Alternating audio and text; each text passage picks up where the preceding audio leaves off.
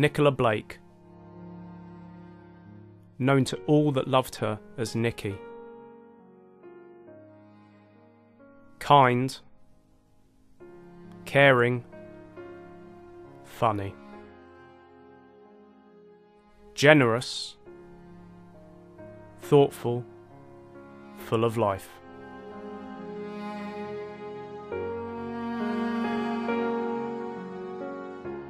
She was a daughter. She was a sister. She was a friend. She was a dedicated teacher who loved her job. She was a wife. She was a mother.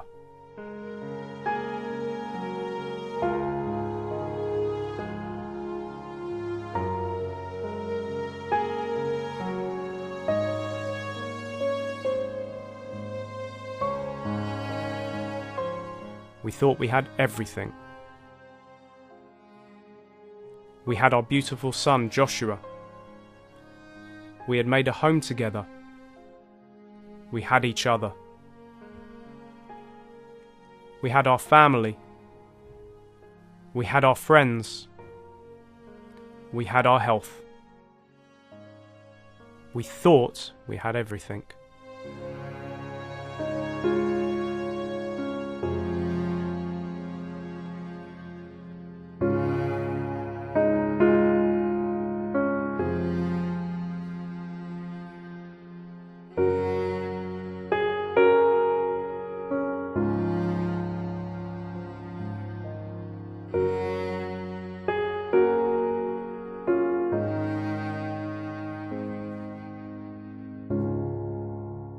With early diagnosis, it could have been so different for me.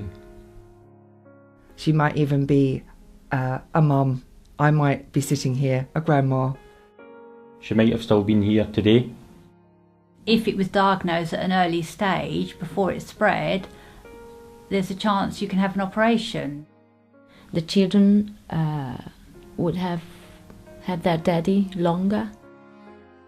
It would have been different if I was diagnosed earlier, if I'd been listened to. If they could have somehow picked up that these were early warning signs, I know Nicki would be here today.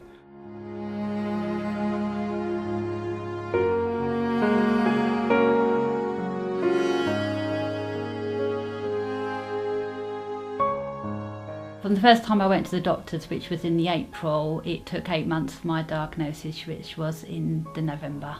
She presented herself at her GP on at least 10 occasions. A&E 6 visits by ambulance. Stomach pain. Nausea.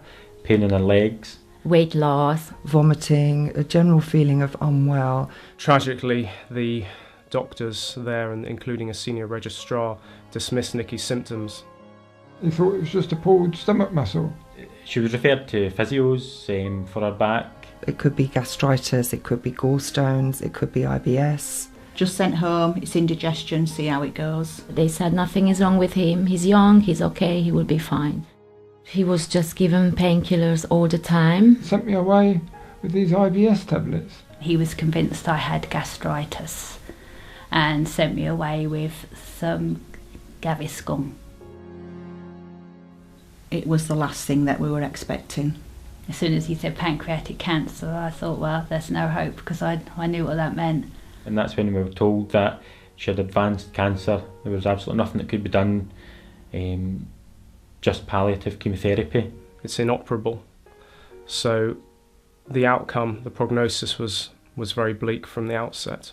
It had taken a year before they even got to the point where they said, we need to really have a good look now. That in fact she had inoperable pancreatic cancer and that our only option was going to be palliative care.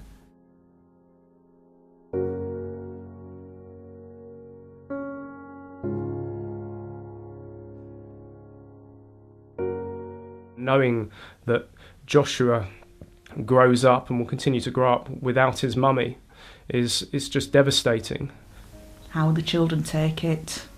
You know, mum's poorly, mum never gets poorly. Mum may die. The realisation that she was going to die so young, especially having such a young daughter, was just, the world just collapsed. I promised her that she wouldn't go anywhere else overnight ever again, that she was going to be staying with us. She died with myself and her brother at her side. And he died less than 7 months later at the age of 41. At the end, Nicki was admitted to the Royal Free Hospital, and we thought she was going to be home in a couple of days. She died just 2 weeks later, and I was at her bedside for that whole time. I didn't leave the hospital, and we managed to be together for every minute of those last few weeks.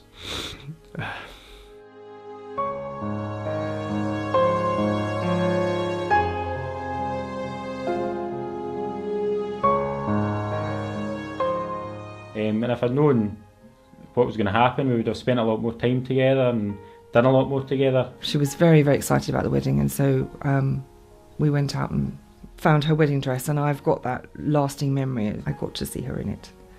When we held Leo in our arms for the first time, it was an amazing feeling. And seeing our daughter so happy after all the sadness that I'd felt like I'd caused our family. It was just lovely to hold him, and we get joy out of him every single day. The boys saw all these things, you know, they just saw their daddy shrinking. They miss their daddy so much. I remember laying in bed on the New Year's Eve, 4 months after I'd had my operation, and thinking this could be my last New Year.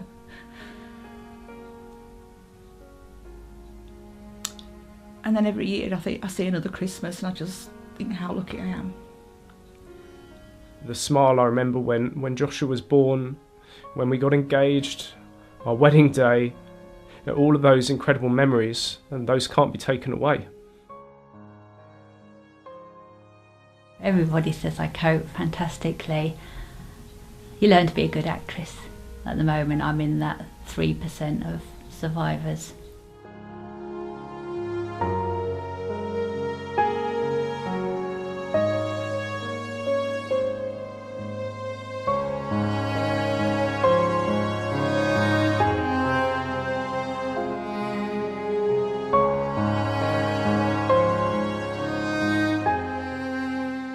She just loved life,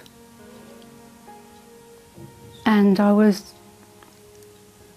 relieved, I suppose is the word, that she wasn't going to be in any more pain, because we knew that this was inoperable. We knew that she was going to die.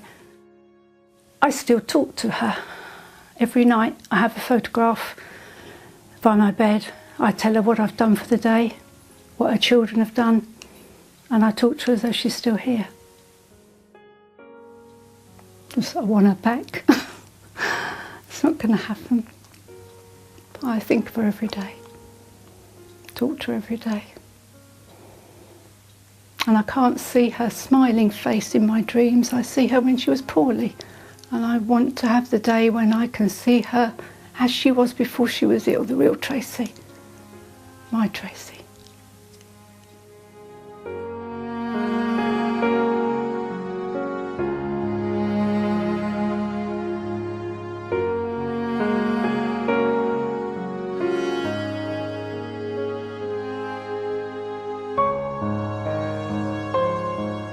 It's called the silent cancer because you get these vague symptoms and then they tend to go away, and that's exactly what happens in Nicki's case.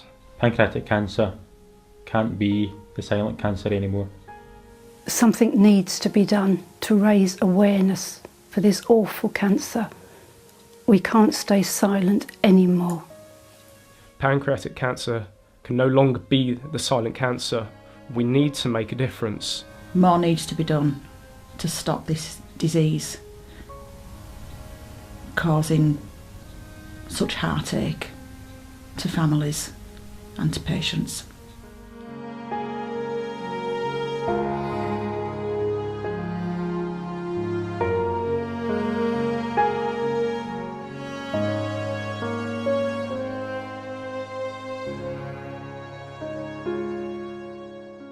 I question, was there more that I could have done, more that I should have done, certainly more that the doctors should have done. And I live with that every day.